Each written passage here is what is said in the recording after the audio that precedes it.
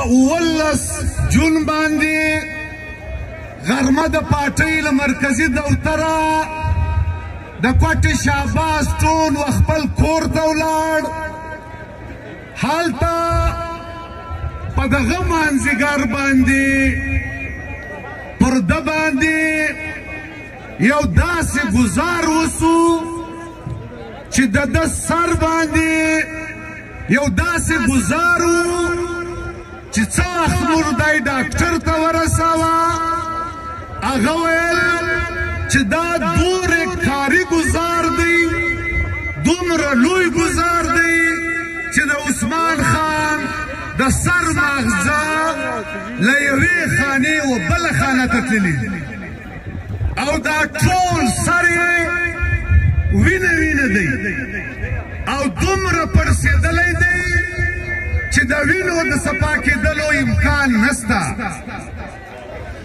هغه ویل چې د ژوند دپاره 15 درجې پکار وي چې په هغه کې په 3 درجو باندې سړی مړ وي، مګر د عثمان خان د ژوند یوه درجه پاته وه، 4مه درجه باندې دی و. وروڼو داسې خبره ګډه کړه چا چې دا به په غسلخانه کې لوېدلی وي، دی به پرزېدلی وي، مګر وروڼو ټولو ډاکټرانو یو ټیم و. هغو پخپله بیا د ډېرو لویو لویو ادارو مخته د پارټۍ د مشرانو مخته هغو اعلان وکړ چې قطعاً چې له 15 چاپه راوغورځوي د هغه د سر مغزه داسې نه اوبه کېږي چې 150 رفتار کې ګاډۍ روانه وي او اکسیډنټ وکړي، د سر مغزه داسې نه اوبه کېږي. هغو ویل چې دا حمله ده، ډېر لوی ګزار دی او مرګونی ګزار دی او ډېر کم امکان دی چې عثمان خان به پاته کړي. وروڼو عثمان خان د پښتونخوا وطن یو ډېر لوی سیاسي قومي مبارز وطن دا یې 15 کلن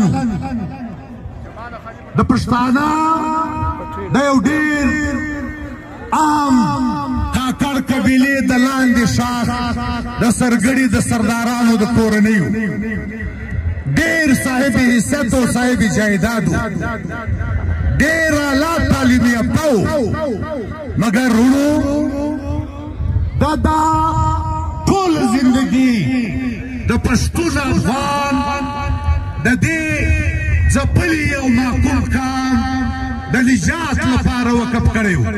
پښتونخوا ملي عوامي پارټۍ مرکزي سیکرټري، صوبایي صدر او سنیټر و. په 19 جون باندې د استعماري حملاورو په حمله کې پر سر باندې ډېر کاري ګزار باندې زخمی سو. بیا د کوټې په هسپتالونو کې زیر علاج و.